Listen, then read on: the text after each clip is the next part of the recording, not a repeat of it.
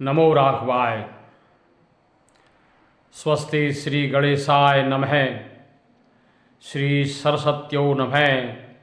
श्री गुरुभ्यो नमः। बंधुओं, आज मैं एक ऐसा विषय आप लोगों के समक्ष रख रहा हूँ जिसमें श्री रामचरितमानस जी के 7 प्रश्न हैं। ये 7 प्रश्न जब श्री काकभुसुंडी जी ने गरुड़ जी को राम कथा सुनाई तो कथा के उपरांत गरुड़ जी ने इन 7 प्रश्नों के उत्तर जानने की जिज्ञासा व्यक्त की। वो क्या है 7 प्रश्न? मैं सर्वप्रथम तो उन प्रश्नों को रखूँगा, उपरांत उन प्रश्नों का उत्तर भी इस वक्तव्य में होगा। जब तक उत्तर आपके समक्ष आए तब तक आप स्वयं भी विचार करें कि इस प्रश्नों का युक्त उत्तर क्या हो सकता है। तो आइए हम उन प्रश्नों का प्रारंभ करते हैं।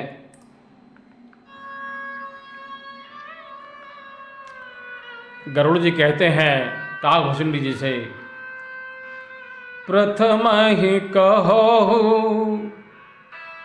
नाथ मत धीरा, प्रथम ही कहो नाथ मत धीरा, सबते दुर्लभ कवन शरीरा, बड़ दुख कवन कवन सुख भारे, सो संक्षेप ही कहो विचारे, संत असंत मर्म तुम जानहु, तिनकर सहज स्वभाव बखानहु, कवन पुण्य श्रुति विदित विशाला, कहु कवन अघ परम कराला, मानस रोग कहु समुझाए, तुम सर्वज्ञ कृपाधिकाए। आप सर्वज्ञ हैं। गरुड़ जी कहते हैं काकभुसुंडी जी से, आप सर्वज्ञ हैं, आप कृपा करके इन प्रश्नों का उत्तर मुझे बताइए। तो काकभुसुंडी जी बोले, हे गरुड़ जी, सबसे दुर्लभ कवन शरीरा, कौन सा शरीर ऐसा है जो सबसे दुर्लभ है? नरतन सम नहीं कबन्यु देहि, जीव चराचर जाचत तेहि, जीव चराचर जाचत तेहि। जाचत माने याचना, मांगना। सारा चराचर जीव जगत इस मनुष्य शरीर को पाना चाहता है। नरतम सम नहीं कबन्यु देहि, कोई भी शरीर इसके समान नहीं है। बड़े भाग मानुष तनु पावा, सुर दुर्लभ सब ग्रंथन गावा, साधन धाम मोक्ष कर द्वारा, पाइन जहि परलोक संवारा। इतना दुर्लभ है ये मनुष्य शरीर, और इसको प्राप्त करने के बाद भी यदि हम लोग अपना परलोक न संभालें तो बेकार ही है। साधन धाम मोक्ष कर द्वारा, पाए न जेहि परलोक सम्हारा। तो मनुष्य शरीर की बहुत महानता है। आगे हम चलते हैं। जब गरुड़ जी ने पूछा, बड़ दुख कवन कवन सुख भारी, सो संक्षेप ही कहो बिचारी। कौन सा दुख सबसे बड़ा है, कौन सा दुख भारी है, और कौन सा सुख बड़ा है, संक्षेप में इसके बारे में जरा बताइए। बड़ दुख कवन कवन सुख भारी, सौ संक्षेप ही कहो बिचारी। तो काकभूषुंडी जी ने कहा, नहीं दरिद्र सम दुख जग माही, संत मिलन सम सुख जग नाही। यद्यपि यहां पर दरिद्र शब्द धनाभाव के लिए प्रयुक्त हुआ प्रतीत होता है, और किसी हद तक लगता भी है, यदि धन का अभाव है तो वो भी एक बहुत बड़ा दुख है। लेकिन परम पूज्य गुरुदेव श्री चित्रकूट तुलसी पीठाधीश्वर जगत गुरु श्री रामभद्राचार्य जी महाराज ने जो इसका भावार्थ प्रस्तुत किया है वो अद्भुत है।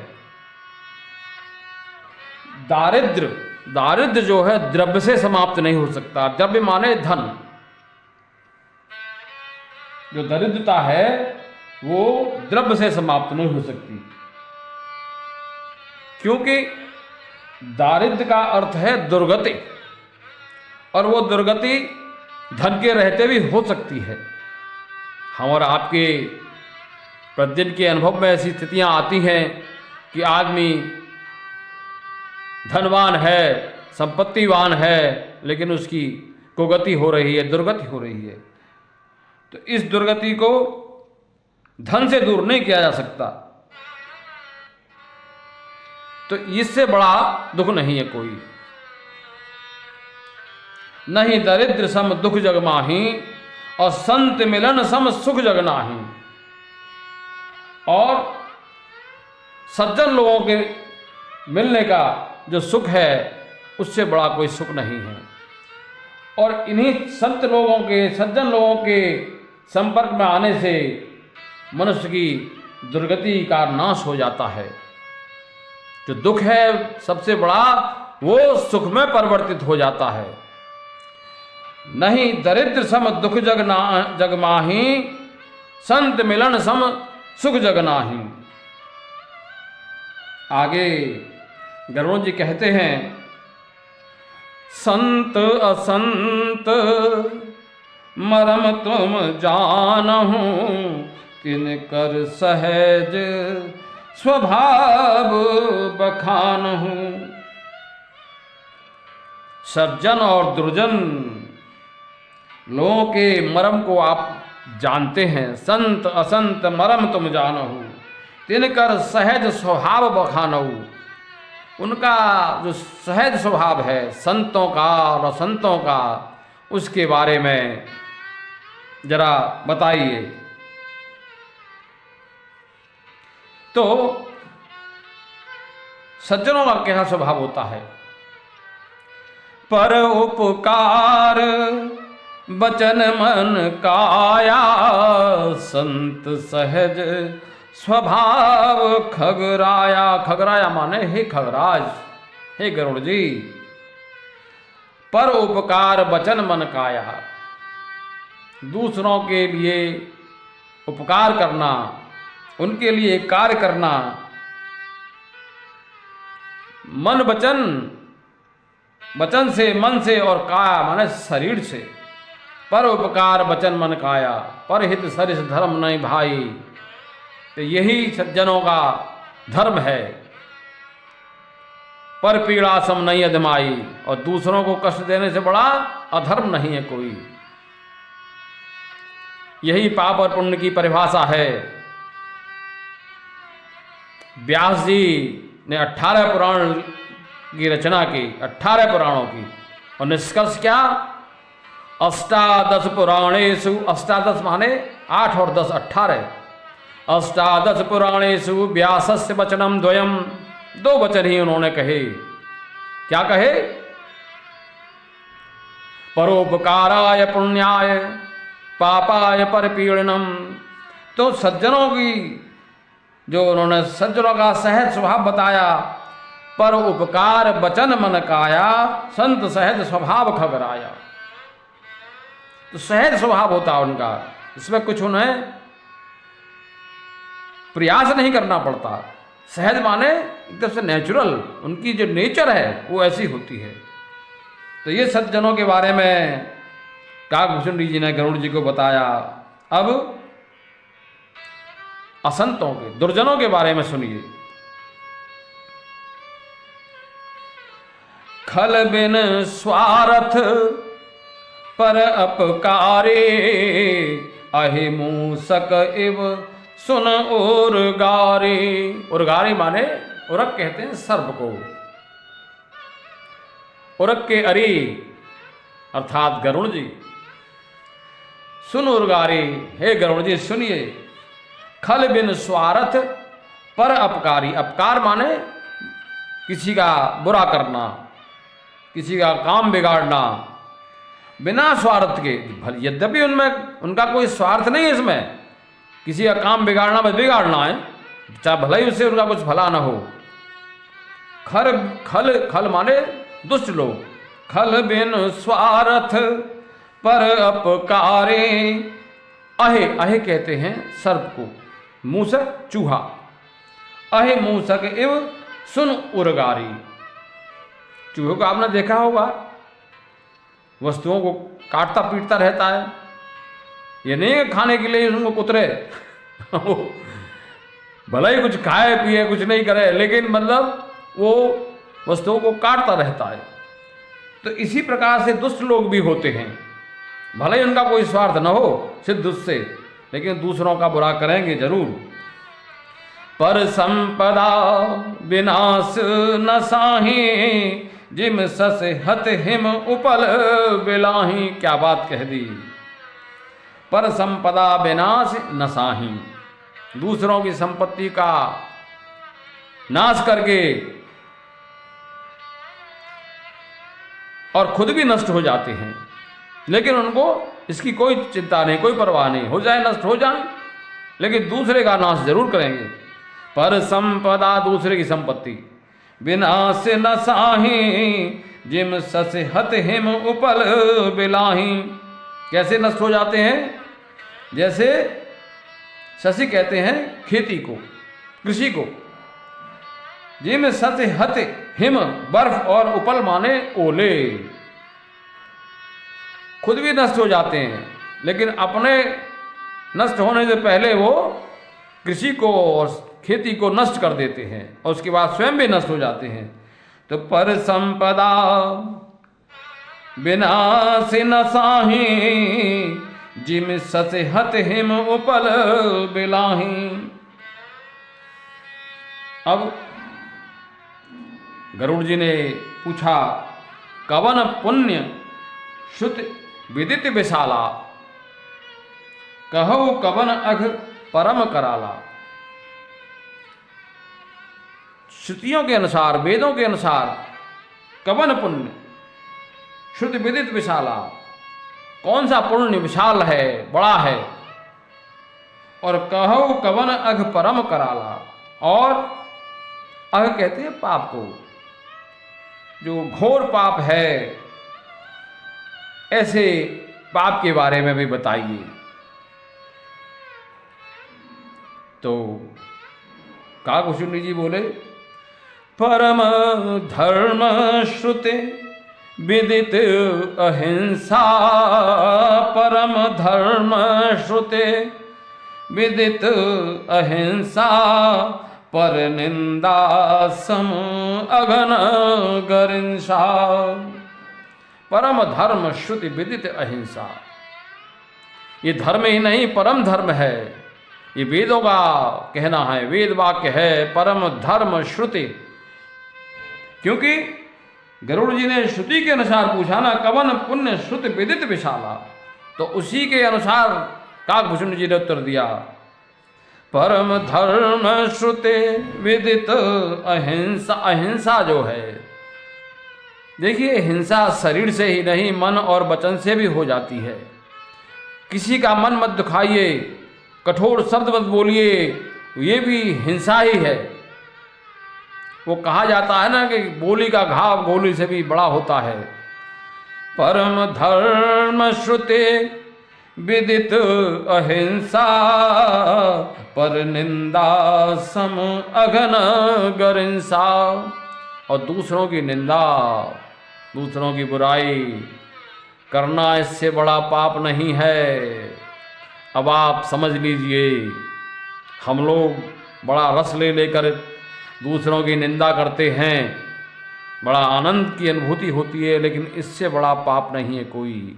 ये मैं नहीं, ये वेद वाक्य हैं, ये रामचरितमानस जी के संदेश हैं। तो परम धर्म श्रुति विदित अहिंसा, पर निंदा सम अघन गरिंसा। ये समाज में प्रायशः हम सब लोग करते हैं, लेकिन भूल जाते हैं कि इससे बड़ा पाप नहीं है कोई। तो बचिए प्रभु, इस पाप से बचिए, कोशिश करिए, प्रयास करना पड़ेगा। देखिए अभ्यास करना पड़ेगा कि जैसे ही किसी की बुराई करने की इच्छा हो तो रोकिए अपने मन को, टोकिए अपने मन को, ये हम क्या कर रहे हैं। परम धर्म श्रुति विदित अहिंसा, पर निंदा सम अघन गरिंसा। उपरांत गरुड़ जी ने पूछा, मानस रोग कहु समझाई। जो मानसिक रोग होते हैं जरा उनको समझाकर बताइए। तुम सर्वज्ञ कृपाधिकारी, आप सर्वज्ञ हैं, आप मुझ पर कृपा कीजिए। आप में कृपा की अधिकता भी बहुत है, कृपा अधिकारी। एक लाइन में काकभूषुंड जी ने मानस रोगों का मूल बता दिया, जड़ बता दी। क्या बताया? मोह सकल व्याधिन कर मूला, तिन ते पुनि उपजहि बहुसूला। मोह सकल व्याधिन कर मूला। ये जो मोह है, मोह ममता कह लीजिए, अज्ञान कह लीजिए, ये समस्त रोगों की जड़ है। मोह सकल व्याधिन कर मूला, तिनते पुनः उपजय बहुसूला। आगे उन्होंने थोड़ा सा और वर्णन किया, यूँ तो और भी आगे बहुत वर्णन है मानस रोग के बारे में, लेकिन मोह जो है उन सभी रोगों की जड़ है। काम बात कफ लोभ अपारा, क्रोध पित्त नित छाती जारा। जो कामना है, इच्छाएं, वो बात रोग का रूप बताया, और लोभ को कफ का रूप बताया, और क्रोध को पित्त। पित्त जिस तरह से हम लोगों का जब पित्त बढ़ता है तो छाती में हमारी में जलन होती है, तो क्रोधाग्नि है ये। क्रोध जो अग्नि का काम है, जलाना। तो आगे और भी उन्होंने थोड़ी सी व्याख्या की, लेकिन इसका मूल मोह सकल व्याधिन कर मूला, दिनते पुनर्जहि बहुसूला। तो ये 7 प्रश्नों के बहुत स्वाभाविक और गूढ़ अर्थ, उनके उत्तर काकभूषुंड जी ने गरुड़ जी को दिए। और ये प्रश्न हम सबके भी हैं। ये भले ही संवाद गरुड़ जी का और काकभूषुंड जी का हो, पर ये सब हम लोगों का भी प्रश्न हैं, और इन प्रश्नों के यही उत्तर हैं। तो अपने आचरण में लाने का प्रयास हम लोगों को करना चाहिए। इन्हीं शब्दों के साथ मैं अपनी वाणी को विराम देना चाहूँगा।